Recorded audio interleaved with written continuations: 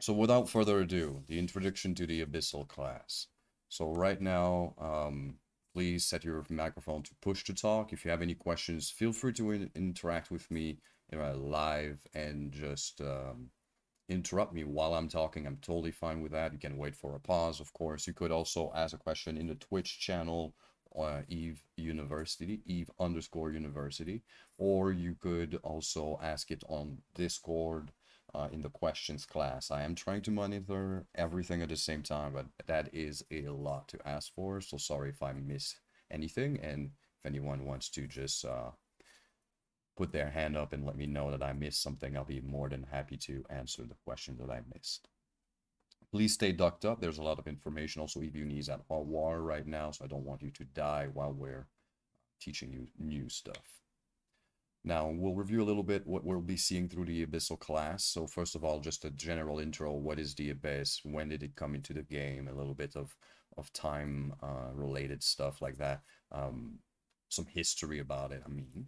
And then what are your options? What can you expect out of the Abyss beside the rewards from the dailies? And also a few resources at the end. And then we'll have a practical as well as some examples. I'll be running a couple in front of you guys. Now, what is the Abyss? It's a new expansion added to the game. So at some point, the Triglavian faction was non-existing, as well as drifters and stuff like that. So the Abyssal was one way to introduce a new faction in Eve, which is called the Triglavian Collective, and along with that, their ships. So there's a ship type, a ship type of every ship's sizes within the Triglavian Collective, the same way there is for the Caldari and all of the four major factions. So the Triglavian is sort of a major faction in its own in that way. They have their own weapon systems as well, which is pretty neat. Instead of having several different turrets, you have just this one very strong turret, and it spools up, meaning that it increased in damage over time. The longer it's locked onto someone, and it keeps shooting at it. So it's a very interesting mechanic. And also, there's some lore stuff that is not too relevant anymore in Eve since we're past that sort of lore-wise. But it was the first exposure we had to an ancient conflict in between the Drifter and the Triglavian. You might have seen some drifters sometime, just floating around gates. They're called Otothisan Lancers and stuff like that. If you're going around Eve, you might have seen a few of those drifters or Triglavian collective ships already. So there was a few more PvP aspects that were added into the game at that point, but this class won't be touching about it. We'll just be looking at the PvE aspects, which are the Abyssals. Now this screen over here, at the end of the class, I'll show everyone how to get to it, but it's basically just an overview that can have access in-game about all of the different aspects of Abyssals. So if you hover your mouse, and I'll show you at the end, above those interrogation mark, they'll tell you a little bit more information about each different weather types there are into the Abyss. More to come in the next slide about the different weathers. And then there's the different difficulties as well, ranging from T0, missing from this page, which would be above, up to T6, which is also missing from this page, which would be just below over here. Now, the menu over here would be ways for you to interact with the market and so on. We won't be bothered and won't be using this much in our class. I think it's a little bit cluttersome, but the first very part over here is a good kind of cheat sheet to look into more information yourself when you want to study it. So, as I already mentioned, there's different weather types when we're talking about the Abyss. And so we'll probably already have some of those filaments laying around because you've been collecting them when you log in every couple or 3 or 4 days, you're getting one, and they're just collecting dust in your cargo bay. Well, they have different names. One of part of those names will be the difficulty. If we go back to the chart over here, so they might have calm or agitated or fierce in their name, and then they will also have one of the weather types. So you'll have like an agitated electrical filament. And so that would indicate you that it's a filament to access the T2, as we call them, or agitated electrical filaments. And you would use those to teleport into the Abyss. So that's how you get into that. We'll touch a little bit more about that later on. For now, let's review the different types of weathers. So what are weather types? First of all, they're kind of a modifier that will be applied to both yourself as well as enemy ships while you're fighting in the abyss. They will last for the whole time you're in there, and again, they'll affect the enemies, so it's very important. And your own ship. So if you go into a dark space, that's what we're reviewing right now, your ship will start to go much faster, as well as the enemies, of course, but your turrets will be much worse. Their range is awful. And so what does that mean? It means that if you're using a weapon system that are not turrets, keep in mind that drones are a little bit like flying turrets, so they count as turrets, then you're fine, right? If you use missiles, you're totally fine because you're not using turrets. Missiles are considered a different weapon system, so you're not affected by this, but you still get a bonus to speed. So if you speed tank or you use your speed to keep range, then you can range tank really effectively in a dark weather. After that, you've got electricals.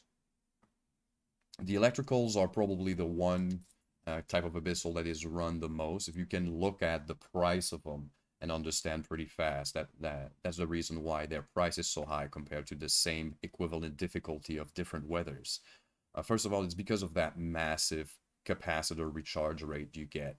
That's a bonus that you do get and that the enemy is never going to actually use unless you were to try to burn their capacitor or suck it out, but there's very slow chances that you'll have a build like that in the abyss. And so that's a bonus that is 100% just for you, not for the enemy. And you and your enemy gets your EM resistance lowered, and so you can abuse that. They're not going to change their damage type, but you might use a weapon system that can choose their damage type. And so if you do, like lasers do naturally EM damage, missiles can choose to go for Mjolnir's type of missiles, which does EM damage, and drones can also have a very specific type of damage. So you would want to use those types of weapon as a priority if you are running Abyssals. And it also means that you can run a pretty strong active tank in there. Since you have a lot of capacitor to spare, you can make a fit that will be very unstable in your fitting window, but once you get in the Abyssal, you'll have a lot more capacitor recharge rate, thus making your fit stable. Next weather is exotic. So the exotic gets a bonus to a scan resolution. That's really not going to affect you or the enemy much. It doesn't make that much of a difference. It just means that you're locking targets faster. It's not very much a bonus that anyone gets much out of. And then you get a kinetic resistance hull. And then the Scourge missiles or kinetic damage. So that's if you do kinetic damage, you would want to use, the drones and the type of missiles. And that goes accordingly. A side note on that, there are a few ships that do bonus kinetic damage. As an example, the Hawk or the Gila or stuff like that. So they would benefit. If the hull itself gives you bonus to kinetic, then you want to use kinetic in this place, then it's a double bonus, right? And so you'd like to use that in there as well. It says active tank in there. I throw it in there because passive tanking, there's mainly only one abyss that you would like to do that in there, and so you're most likely gonna active tank in any kind of abyssal. And I didn't really have any other bonuses to throw in there in the exotic, so that's pretty much all there is to exotics. They're very flavorless, if you ask me. Then you've got the Firestorms. The Firestorms are the least ran Abyssals. The main reason is that bonus to armor that you do get is it worse on the enemy. Most of the important rats or enemies in the Abyss have armor fits, and so they benefit a lot from that, and that makes it a lot longer to kill them, and then it affects your hits per hour, or it affects the time that you will do Abyssals all the way throughout them. And that's very important, as we'll see later on. We have a time limit when we do Abyssals of about 20 minutes, well, of exactly 20 minutes, should I say. And if you don't reach that threshold, if you don't get out of there before then you die. So in the Firestorms, it's a little bit harder to achieve that threshold. And then thermal resistances are lowered for everyone.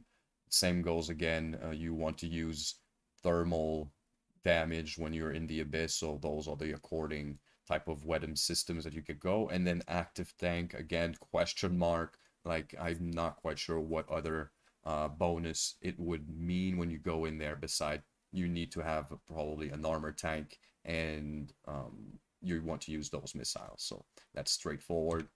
Then you've got gammas. Now, gammas, you would expect that you'd have the same problem. The enemy is also getting that shield bonus. But as I already explained, that in Firestorms, most of the important rats are armor rats. And when they do have shields, because there are some enemies that don't even have shields at all, then they're not really spec'd into it. They're mostly spec'd into the armor. That's not always true. There are a few rats that have armor shields, but since it's not as often, you don't pay for that bonus as much. And then you do get a lot of shield. Benefit to that, that the more shield you have, the more regen you also have passively. So that makes it, as a passive shield, a very viable option into the gammas. Now everyone gets an explosive resistance lowered in there. And again, you have specific type of missiles and drones and weapon systems that would benefit from doing explosive damage.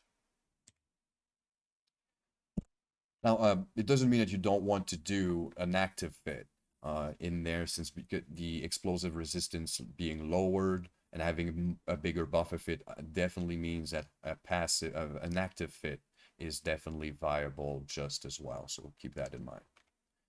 Now, there's a few things that we'll be seeing into the Abyss. It'll be a little bit easier to recognize them once we're in there, but the first thing I would want to look at is that thing over here. It looks like a yellow wormhole, and when you activate the keys or the filaments that we were talking about earlier, that's what will spawn near you in space.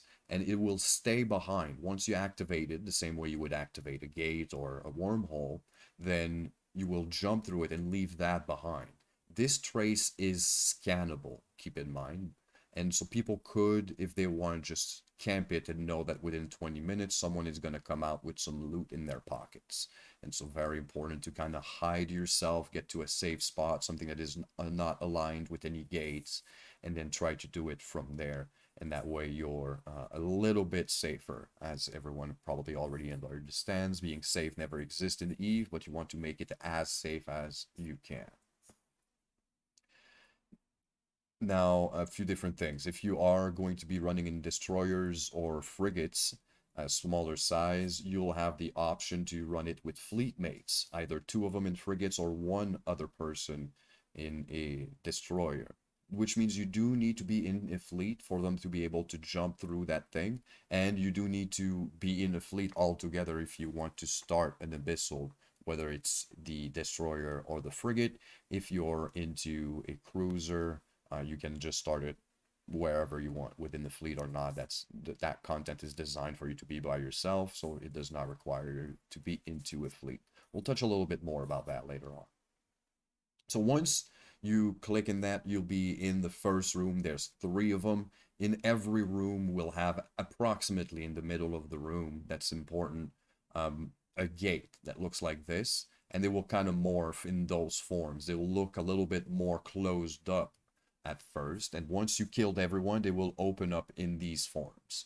And then so the first 2 will be transfer conduit, and the last one will be an origin gate, which brings you back to your trace that you left wherever you started your abyssal from.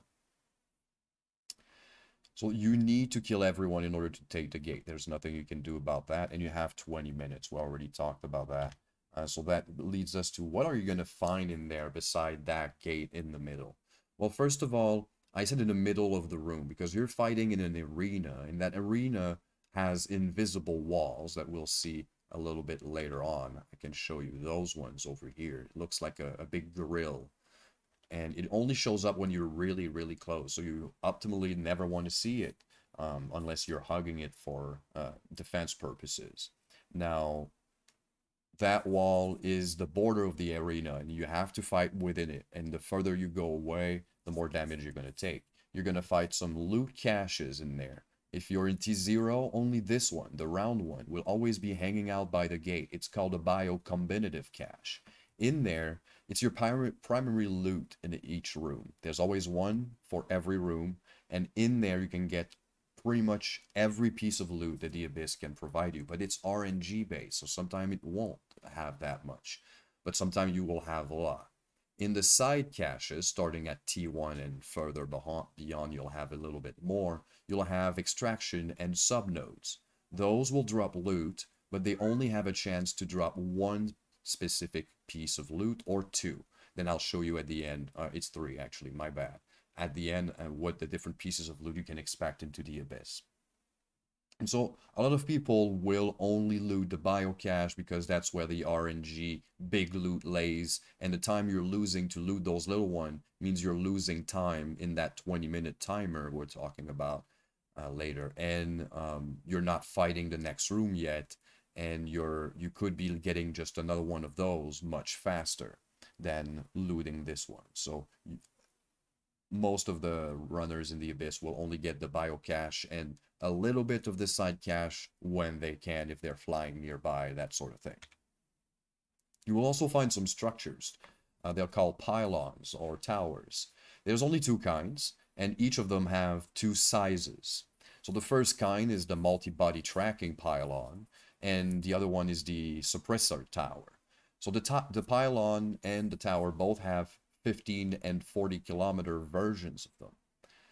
If you're within that range, enemy included, you will get some tracking bonus, a lot of tracking bonus. If you look at it, 60-80% tracking bonus, that's pretty good. So if you yourself are using turrets, you might want to get close to one of these. But you have to keep in mind that if the enemy's in that range, they're also getting that bonus. So that's pretty dangerous.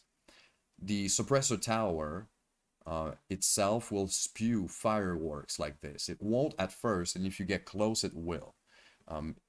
It will only if it's activated. It's activated by two things, and those are drones or missiles. Your own ship doesn't count.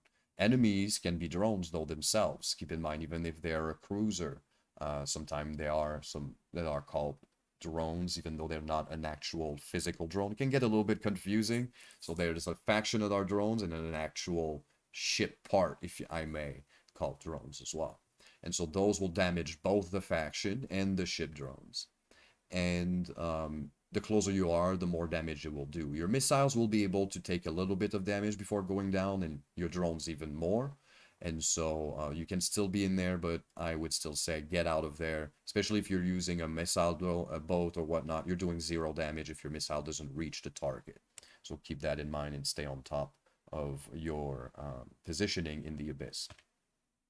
There's a few more hazards. So as I already mentioned, there's the wall, there's the 20-minute timer, there's also clouds. Now those clouds could be used just like the towers for both you and the enemies, and they're very important to keep in mind because they will affect things quite drastically. So the orange cloud and the yellow cloud, to my eyes, looks exactly the same. Well, it's pretty neat because they do almost the same thing. It's just that one will be affecting shields and the other one will be affecting armor. So since I can't distinguish in between the two of them, I can't benefit from the fact that I'd be able to tell, oh, this is orange, I mean, I'm using armor. So I could go in there because yellow is for armor and this is orange. So I couldn't go in there. I just flat out never go in there and assume that always bad. If you're able to figure it out according to the color, good for you. And I'm glad you're able to use a benefit of the Abyss that I can't. So I'm sorry. Maybe you could teach me, but I don't know. My eyes are just bad, I guess. Then you've got blue clouds. The blue clouds will make your signature bloom. If you don't know what that means, it makes your little ship or big ship look even better for their enemy targeting system. So they start landing their shot a lot more often, and when they do, it does a lot more damage. Also, white cloud, not shown over here, are pretty dangerous, and at the same time, they're not that dangerous. So they make you go, I think 300% faster. I can't remember. Like, you go a lot faster. That includes the enemy, once again, and your drones as well. So it makes it much harder for the enemy to hit you because you're zooming so fast, but it makes them much harder to aim at. Also, there's a wall, and you're going really fast. So if you are going to go past that wall because you're going through a white cloud, you are probably going to die. And so it's very important to keep in mind where the cloud is and where the wall might be. So again, you can only guesstimate until you see the wall, and at that point, it's probably too late. You want to be sure to click away, change your vector, approach something else that is away from the wall. Maybe shut down your afterburner or micro ward drive or whatnot to be sure that you're going to be realigning faster. And then once you're aligned to go back into the system, you reactivate it. You lose a lot of your inertia modifier when you're in a white cloud as well. If you don't know what that means, it just means that you have lost a lot of your agility, and it's very hard for you to turn around and change your speed. And so very important to do every little bit you can to save yourself some speed outside of the wall. Again, the further you go outside of it, the more damage it does. So if you can shut down your prop mod until you turn around, you might not go as far. Now the hazards, we already talked about most about it, but one thing that I didn't mention, so there are some side cache, side nodes that we explain, and those ones are always going to kind of be stuck to some rocks, some spikes, some asteroids, kind of just floating around. So if you're trying to go loot them while you're fighting, it might well happen that you're going to get stuck in there. Maybe even the towers will be sticking to you, or will it be the gate? If they're hanging around and you're orbiting something, you might be hitting it, and then when that happens, your ship stops moving. It's a sitting duck. It's easy to hit. You don't want that to happen. So if you're flying with friends and they're not being targeted, let them do the looting, and let yourself just be the moving target that is hard to hit. And if you're doing it by yourself, well, either learn how to loot and scoop, and loot it very fast and get away. Don't lose too much transversal. Arrive at an angle that you're kind of bouncing with the rock back to where you want it to go. And that's a little bit more advanced maneuvers, but I'll show them in some future classes. Now, what can kill you? We already went through everything. Time, the borders, you stopping your ship, and obviously the enemy. Now, the enemy, compared to any other EVE PvE systems, can do random things. So if you go into a mission, if you go do pretty much any form of PvE content, you know already before you get there what you're going to be fighting. And then that means you know what kind of damage is going to come your way. You know what type of different ECM they're going to be doing to you, or EUR, I'm sorry.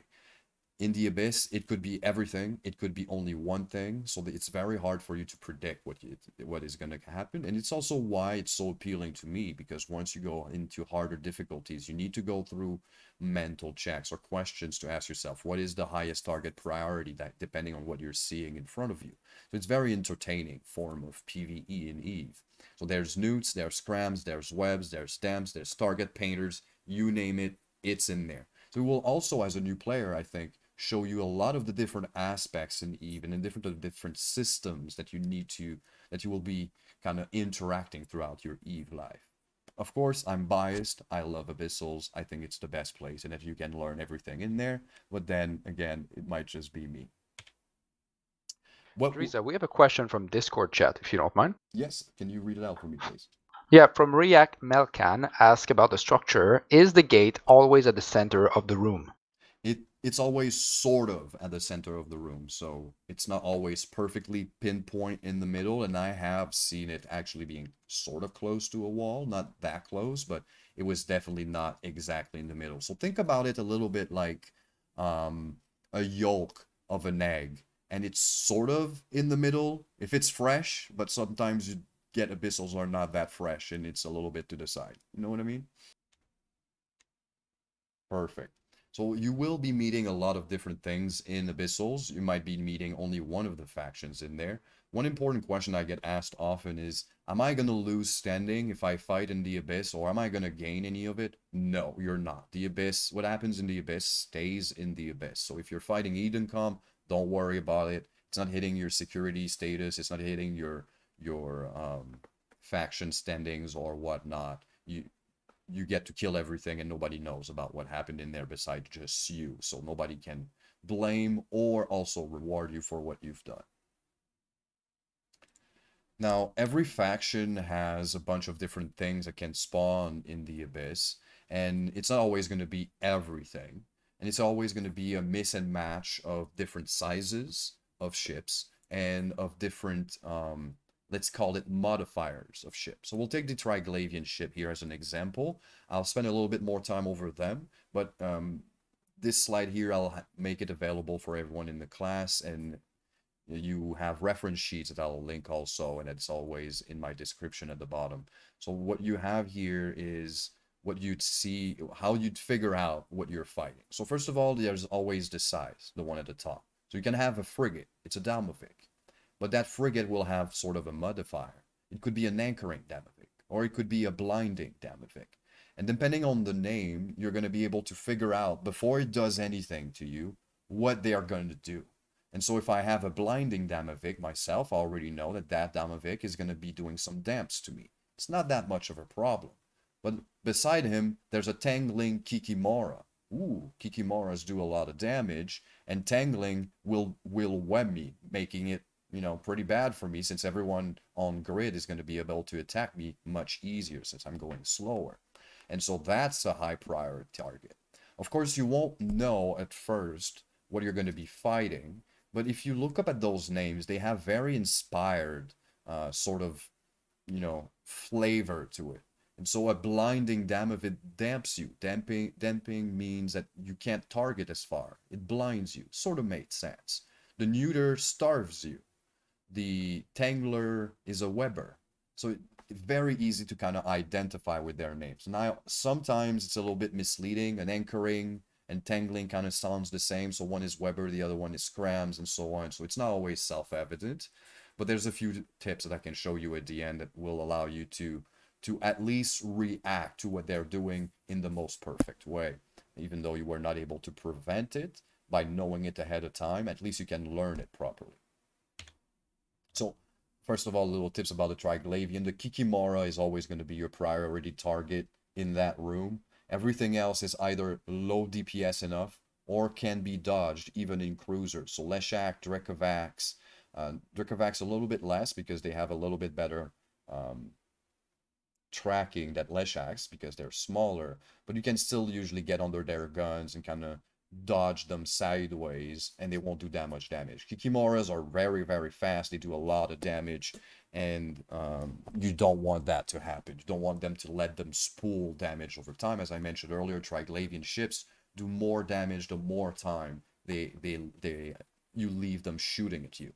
Then, of course, the Drekavac and Leshak can do a lot of damage, but if you can dodge a shot every once in a while, or even better, fly away from them and break them from shooting at you, that resets this pool.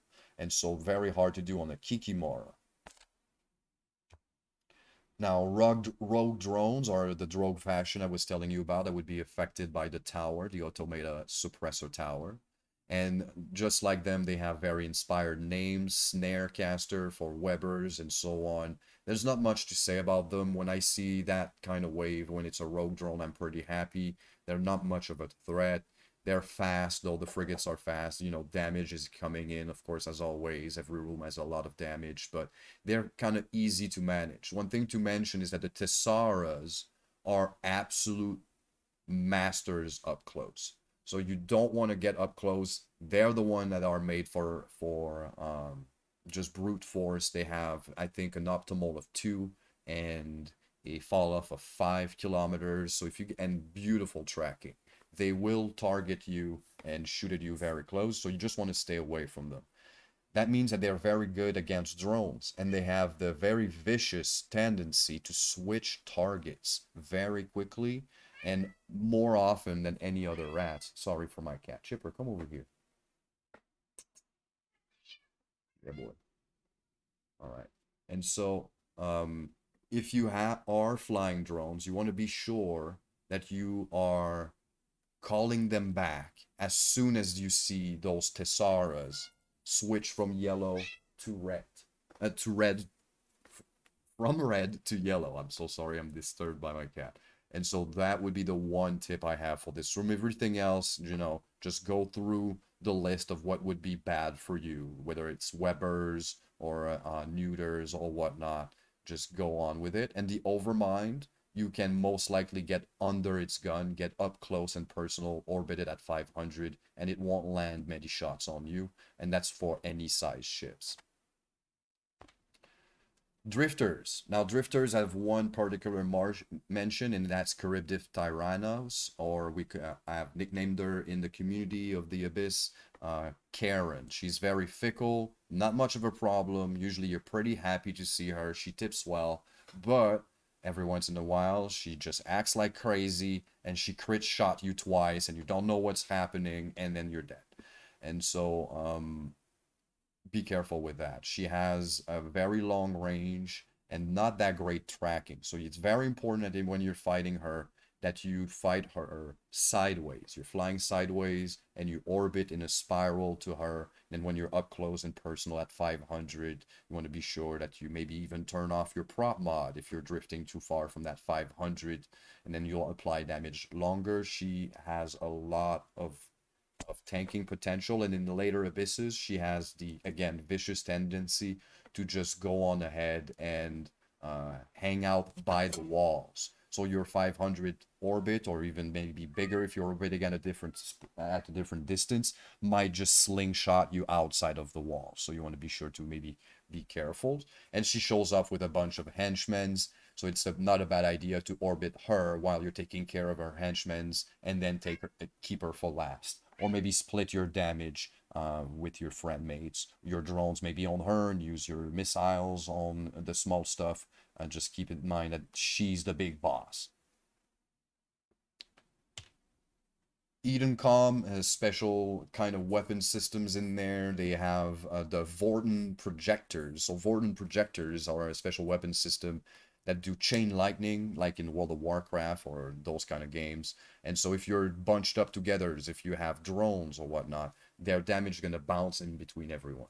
And it counts a little bit like a missile. So tracking doesn't matter with them. It's all about your signature rages and the speed at which you go. So don't bother too much when you're fighting anything that has thunder or sky in its name. Will do that kind of bouncing damage. And of course, the usual modifiers. So marker for target painting, Arister webs you, so on and so forth. Sansha's Nation. Now those are pretty bad. All of them have pretty good damage. Even if it's a fisher, it's still decent damage compared to the equivalent Weber in different nation or in different factions. The one thing I'd like to mention is that knights are absolute chads. Will get on top of you, start stomping on your batteries while webbing you and just dishing a lot of damage. So you want to be sure that you take care of it, stay as far as possible. This is the guy you need to shoot first at all times. Then the hunter has pretty good tracking in DPS, so if there's no fishers or whatever else that you feel is dangerous, sometimes, damps doesn't feel too bad as a target priority, but if there's 8 of them on the room and you can't target anything else, well, that's pretty bad. And so sometimes the number is what makes a priority and not just the effect itself. Angels is, in my opinion, the hardest room to fight. They have Cinnaballs and Dramiels, which are definitely the first 2 targets. They both can web. The Cinnaballs can mute as well. And they have elite versions. So you'll have normal Cinnaballs and normal Dramiels, and then the elite versions, which are just all the way out better. They have more damage, more tracking, more speed, and everything. So you try to maybe keep them for last, or maybe shoot them first. It's not always, a perfect thing. And so Echo also is one thing. It's crams and webs, and Echo doesn't sound too much like scrams and webs, so I wanted to mention that. Everything else kind of has a flavored text to it, but Echo to me didn't really make sense, so that's one I forgot quite often in my run, so keep that in mind. Now, as I said, there's different options. You can always run solo, of course, and there's a benefit to that. If you're able to run a frigate size or a destroyer size filament, then that means you'll be able to keep all the loot to yourself. In frigates, since it's designed for 3 people, there's 3 times the loot. You're also using 3 times the filament, though. You need 3 of them to start the abyss, no matter if you're going to solo it or bring 2 friends or even bring just 1 friend. If you are going to go by yourself, that opens up a kind of a neat option that I never really use, but maybe you think it's nice. If you die, you could respawn nearby, get into another ship, and go back into your trace because it was designed for 3 people. You kind of get 2 more chances at trying it out, but from the first time you got in there, you still have 20 minutes. So you have to, get into a new ship, get into the trace, go loot your wreck, kill everything, get out within whatever time you had left when you die. So not that great, but not too bad. But it also means that you could call a friend and say, hey, hop into my fleet, come into the abyss, come and help me out. I just died, I'm a floating pod, loot my wreck and get out or something. So that's sort of an option. Same goes for destroyer, you could do that one time, and in frigates, well, you have to be by yourself. All right, and that's about it. So destroyers and frigates are a little bit harder to run in groups, but they're not as much risk financially wise. So you're gonna run a very expensive fit for a frigate means a few 100,000, a few 100 million at most, or in a cruiser, the really high up tiers, we're talking about, a few billions. And so for introductory level, you could still run a cruiser, but for running T1 or T2 cruiser, you're gonna pay a pretty high price. And to run T1 or T0, well, you can just run in a Tristan or something very cheap. And so since you're getting 3 times the loot, since you're running by yourself, it's usually a better option than running a cruiser in T1s or even T2 if you were strictly talking about benefits. So if we're talking about you wanting to do your missions, then I would advise you to get into a cruiser. They're much easier because you have more firepower. It's easier for you to get that threshold of DPS you need to clear them out easily. And you can tank a lot easier. And you're making less money, but what you care about is your daily. The higher you go in difficulty, then the higher number of enemies there are in the actual room. And so it's much easier for you to farm more rats when you get in there. So just 2 or 3 T2s or T4, T3s is usually what I need to clear my dailies in the last few days. If you do a T4 and you're lucky enough, you're probably going to clear it in just the one if you have like all of the different kinds you needed in every room. One room would most likely be enough to just clear the one. And that's about it for that. So now there are a few fits, and you can look on the wiki, you can look online, you can look in the game. As a Eve Unista, you can actually also look up at the Abyssal channel we have, and there's a few fits. But the best resource, and I can scroll down over there, and I'll leave those fits behind. They are also in the Abyssal channel. But the best place you could actually go to get as much information, either to study, find answers to your questions if no one in Eve Uni can help you out, is the Abyssal Lurkers in-game chat. So this is the biggest community in Eve right now regarding Abyssal Lurkers. It's just a chat, right? It's not a corporation. It's just some, and I can't remember who it is, and I'm so sorry, I should. But it's some big YouTuber who started it, and it kind of became the meeting point for all Abyssal learners. And there's a bunch of fits in there. There's a bunch of websites where you can find more fits, more guides. So that's the best resource I can give to you, along with the Abyssal cheat sheet that I'll show you at the end.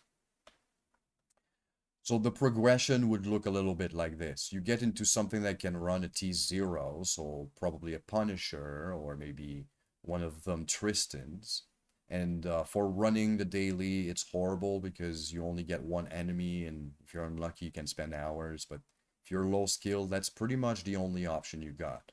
Now, the Punisher is probably the easiest weapon system because it uses lasers to be able to get that damage threshold, because a lot of it in T1s is going to break down to, can you do enough damage in spike shots to break some enemies? So their tank is too strong. If you don't have enough DPS, you're not able to kill them, and they're not able to kill you either, but you just can't make it in time, or they repair all the time, so that's a big problem. And so the Punisher, because of the nature of lasers, in my opinion, is one of the easiest holes you can get that damage in. Of course, there's the Worm, but the Worm is worth like 140 million, so I can't say someone who just started the game 2 weeks ago to get in there. And it can do T1s, but it's very, very expensive. So there are a few better options in my opinion. And there's also the Gila. So the Gila, if it's your solo route and if you want to spend 140 million, well, why don't you spend 100, 320, twice that, and then have the best ship in the game for Abyssals? You're just set up for life. You just have to keep upgrading whatever fit you have in there. Start with a very cheap one. And so, and you have the end game ship where the worm will stop at T1. Will not do T2 on its own ever. Like it's ridiculous if you do, and you put a lot of cash in there, and maybe you were also lucky depending on which rooms you were doing. So I would not advise that. There's also faction frigates. I have a few fits in my Abyssal class. I'm in the Abyssal channel, and I'll put some on my personal Abyss Tracker website. So there's a website I'll talk a little bit later on about that you can have fits and you can track your information. It's pretty cool. Now, before we get there, I want to talk about the rewards you can expect out of the Abyss. So beside your daily skill points, you'll also be receiving maybe a few of those. So everything you see in there, beside those two, and a third one that should be in the middle, gray crystals, everything can be found that you can see here in the middle cache. So you'll have a little chance of getting, very small chance of getting skill books, especially for the precursors or the Triglavian stuff. And so we're talking about their ships, their weapon system. You'll have blueprints. So there's no BPOs for their stuff. There's only blueprint copies. So everything built for Triglavian stuff is always found in an Abyssal amongst other place. Maybe it drops somewhere else, but as far as I know, it definitely drops there. And so you'll be able to sell those or use them to construct. To construct those, you need materials, and those are those red barrels and the gray crystal that is absent from this slide. And you'll be able to sell those, of course, because they're materials to build the Triglavian stuff. And the red sheets over here that you can also find in the red barrels can all be found. So the red sheets, the red barrel, and the gray crystals are the only thing that you're going to be finding in the side caches. Everything else is always just in the bio cache. So it's not that it's bad loot, because this sells pretty good. The crystals are pretty bad because they're low level and they take some space, but they're not as bulky as the red barrel. So it still sells pretty good. And the red sheet is the most stable loot ever. It's like overseer effects or whatnot. You can sell them to NPCs. You don't sell them to players. So you can sell them on the fly as soon as you receive them in any DED station or Concord station for 100,000 apiece. And they're sort of small. So you can stack like, 500 million worth of them in a small ship and just bring them 2 jumps over, and then you already have your stuff. You don't have to bring them to Jita. So there's an argument in looting the side caches and getting those kind of loot, and it increases your overall average, but you're losing a lot of time. Whereas if you only loot the biocache, well, you have chances also at very rare mutaplasmids. Rare, that's one of the rare things. Rarer are the skill books, but they're worth a lot. And the blueprints, you do get a lot of them, and they're mostly worthless, but a lot of them are worth, a few 100,000 to a couple of million sometimes. Mutaplasmid is where your main money is going to be made. It's sort of a mechanic like lottery in EVE. You modify an item, a very precise item. So if I take this as an example, it's a heavy energy neutralizer mutaplasmid. Decayed, or the word in the front, is just showing how strong the mutaplasmid is. So we can just not care about what it says. But the description will tell you where you can apply it. So I could apply that on the heavy energy neutralizer and make it a little bit better, or maybe worse, or maybe a lot worse, or maybe a lot better, or maybe amazingly better. And so if you're willing, you can either use them yourself or sell the mutaplasmid for a hefty piece, depending on what kind of mutaplasmid you've got. And since they're kind of rarer, but well, when you get the really expensive one, you can increase your IS per hour by like, magnitudes. So a lot of people prefer to farm those instead of trying to have a stable ISK per hour and farm a lot more of the materials, which are a lot bulkier than a few mutaplasmid as well to transfer around. So as far as fits, Abyssal Lurkers, as I said, is one of the best plays. CCP has put on a few fits for cruisers, and they are my personal suggestion into trying to do the daily. They're fits made for T2, and that's the best bang for your buck. It's the easiest you can get. There's a lot of rats, so I would say go in there and have some fun. All right. So let's say this is the enemy, and this is us, the yellow dot. Now we want to get to the enemy, and if you hit approach because you want to get close to it to do your damage, let's say you're at 100k and the enemy you want him to be at 20k, then if you just hit approach or orbit, your ship is going to go into a straight line. From the enemy's position, you just look like a dot that looks just look like a dot that is starting to get slowly bigger and bigger. Look like a small dot, you're getting closer, a little bit bigger dot, and so on, right? That's what you look like the enemy, because you're just going in a straight line. To him, you're not moving at all in his screen. Whereas if you were to go sideways, you would move sideways like this. So you want to be sure that when you're moving towards the enemy, you manually fly sideways from the enemy. Click away from it, get to a 90-degree angle, and then change your vector once again. Then get to that 90-degree angle in relative to him, and then change your angle. And then you can choose a sharper angle in relation to the target, depending on how fast you are, how big they are. So that's yours to figure out. Like, how sharp of an angle can I get to him? Can I get straight in line because he just never lands any shot, or I'm fast enough and it doesn't really matter. It doesn't really matter, but you want to use that spiral shape as optimally as you can. And if they're starting to land a lot of shots, that means just get 90 degrees from the enemy. You're not gaining from him, but right now you're in survival mode. But if you're just, I want to get on top of him mode, you spiral in. See how it makes a spiral. So that's very important to do. Now, how do you do that? That won't work. So I'm going to use my bookmark over here. So if I wanted to get close to him, instead of using my approach command, if there was an approach command, this is not targetable. I'll just double click in space towards over there. And now I'm going at an angle toward him. And then while I'm getting closer, I'll just keep on readjusting my camera and my angle as I get closer to him. I try to keep him in front of my screen, and then I'm getting closer to him, but at a very much slower pace. Then once I'm really close to it, I would orbit it. And that would be the way to do a spiraling in. And that's pretty much the only way you need to do that. And it's very important that you do that into the Abyss, because if you don't, your Tristan, your smaller ship will get blown out by bigger threats. So to some extent, you would do the same thing when you're trying to get away from something. Instead of getting away in a straight line like I'm doing right now, you would do it at an angle. And then you would readjust that angle as they're going straighter in front of you. So once that line is now a little bit straighter, let's readjust the angle. And then as you take more distance, that line is going to straighten up in between where you're going and where it is, because they're going behind you now. And then you would keep on readjusting, always keeping that transversal up. Now, that being said, let's get into the Abyss.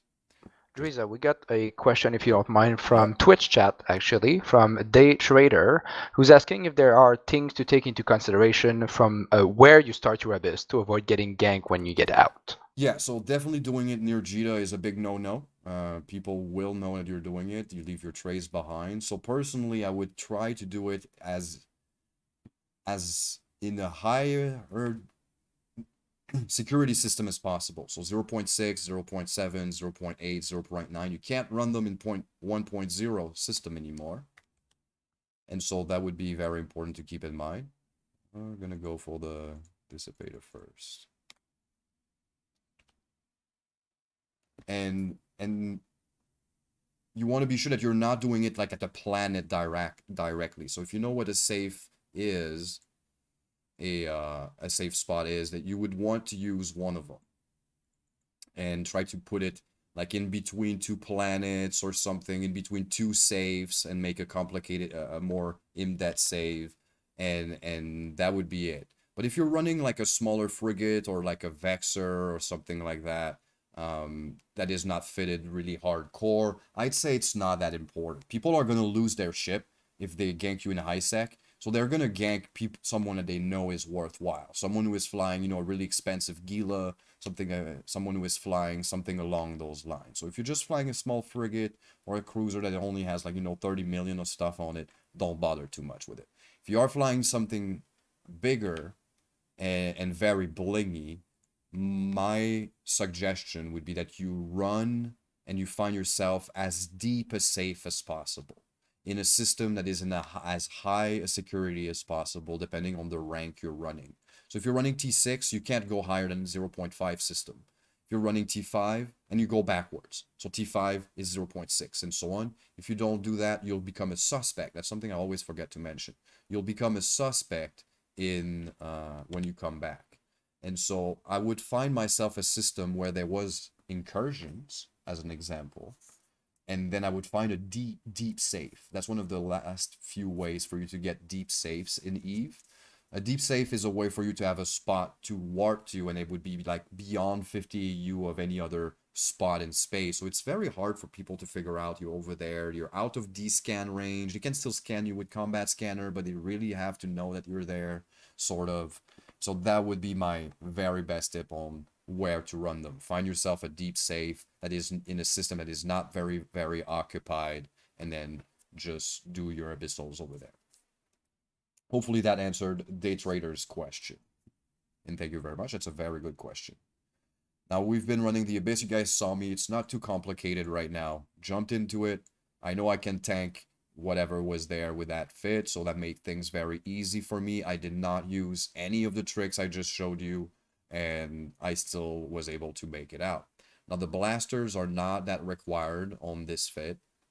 5,000 fall off. They're mainly to deal with the smaller stuff, frigates that gets on top of you, and then you use the web of fire. So don't go out of your way to web something bigger than you. Your drones are fine doing that damage. You don't need to go shoot at it with your turrets. If you're in a drone boat, your turrets and weapon system, they're only really there to help you out into doing it. So you see, that was a T2. There was about 5 or 6 enemies. That's already one quest almost banged down. If I had it, we're in the test server. We don't have the quest, but those were sleepers, if I'm not mistaken. Now we're going to jump to the next gate as soon as we finish killing everything. I didn't loot anything because I'm mainly just concerned about showing you things. So they far. Right now we're in the second gate. As you can see, we're having our speed already affected. They're not activated on me. So that means that I have a few seconds before they start shooting at me. Let's make sure that they don't catch me. We are in a white cloud after all, so my speed is going to go pretty high once I hit it. So they're pretty hard to figure out where they start or where they learn. So the first thing you'd want to do is to move. Make sure that they're all red on top of you. Pull out your drones or start targeting them if you're using another type of weapon system. And then start going down through the traps. Now, I mentioned the other time, knights are really scary. Stay away from them. Let's send our drone on top of them as much as possible, and let's try to stay away from them. Now, since I don't have turrets to care about, I could use that white cloud to try to yeet myself real far. So that's what I'm going to try to do while my drones are over there. Now, we're going to keep an eye out. My drones are being targeted already. I can tell because one of them turned to a yellow box. So I'm going to try to bring him back and save his life before it gets focused down. Just one at a time using that little button while everyone keeps damaging on top. Now they're already damaging me. I did get that speed boost. As you can see, I got a massive speed boost that is still going on a little bit. Probably gonna hit the wall soon. Let's try to readjust our angle to go still with a higher trap. I'm gonna pull out my drones back once again and send him back over there. The knight is gonna die. I stayed away. He's the biggest target on the field. The next one would be hunters. They have high DPS. Staying far. They're not coming for me, so why would I go over there and brute it out? Deal with my drones. My drones that I can just recall. There's no problem. Alright.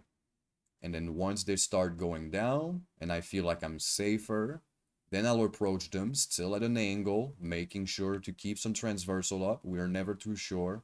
Pull out my drones and pull them back as we see the targets pulled out. Now you see that this trapper over here, he never actually becomes red again. It's always on my drones, and it's really annoying. If you want to prevent that, you just call all of your drones back, as I'm going to show. And then it's going to reset the aggro. Everyone's red. Let's pull them back up. Here we go. Send my drones. Well, that was the white cloud. We see the orange cloud over there, or maybe it's yellow. I don't know. And then there's a blue cloud over there, which would make my signature bloom out. And theirs make it bigger too. So if I could kind of trail my way in there and make them chase me, it would help my drones do more damage. So sometimes you can cunningly run away in a kind of pattern, knowing that they'll get there and then you won't. And so that's something to keep in mind for the more advanced people out there. Alright, running away. Did not shoot a single shot in this fit. It's all about the drones. We're gonna go over there. I could loot this on my way. We're running T2s right now, but it's not a lot of loot. You're actually getting more loot in T1s, in a frigate, a lot more actually, than what I'm getting right now. So I'm not gonna bother with it, but let's, we could shoot it with our guns. Like, since we don't really care about our guns too much, while you're running away, feel free to use them to pop cash and loot while your drones are doing all of the work for you. Alright. And then we're going to get to the last room. And that's going to be it.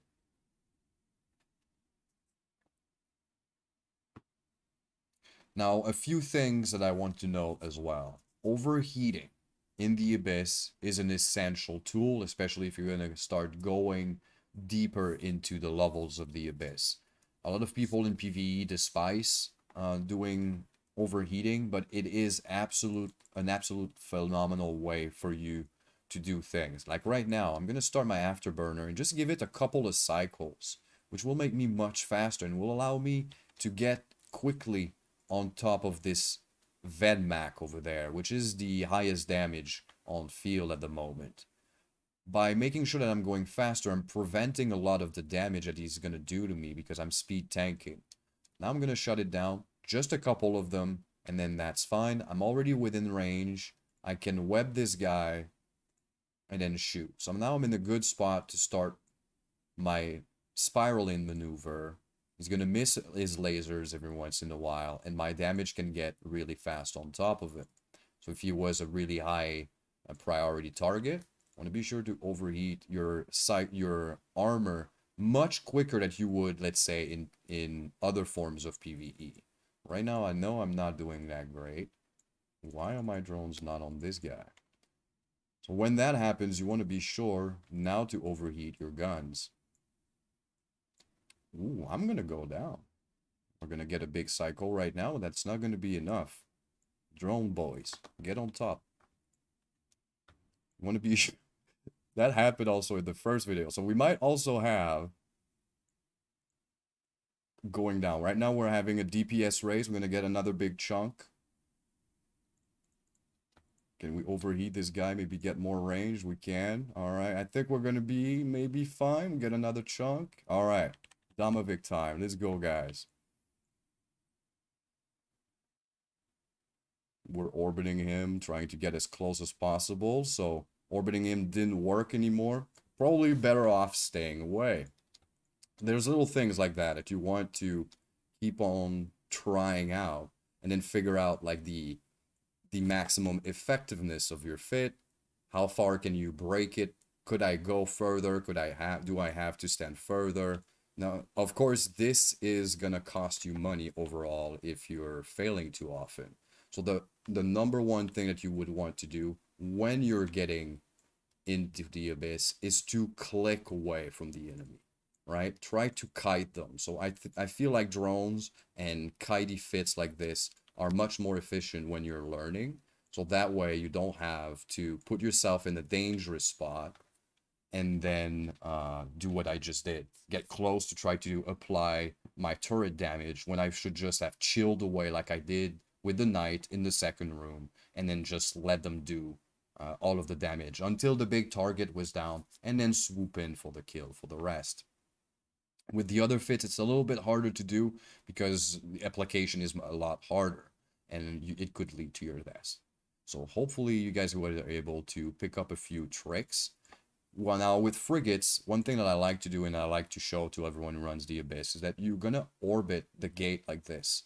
If you know that they're faster than you, and that your speed tanking is good enough, you want to orbit the gate, and then when everything's dead, you can already jump, especially if you already loot the biocache. In order to keep your transversal up, think about doing a figure 8, sort of, around the gate. So you would do the orbit like this, and then you would orbit like this around that thing, and then come back and do the other thing. So it allows you to do kind of that motion where you're kind of harder to track, where that like this, you're having this sort of static motion all around the gate, and you're kind of harder to do. So how you would do that is while your ship is going around, I'm holding W key, and I'll box that in. And then it will change it where I'm gonna go orbit the biocache. And once I will have done like maybe half an orbit around the biocache, I'm just gonna box that thing here and then start orbiting it and kind of do that figure 8. Now that's not always gonna work, but it works wonders with like the Tristan fit in T0s or in fits where you're pretty fast. So micro warp drive fits or afterburners, if you're able to turn your corners fine, that might be a good option to increase your time. And once you get to the origin gate, as I mentioned before, or the last gate is called origin, you just jump and you're bought back into K space with your loot, and you're ready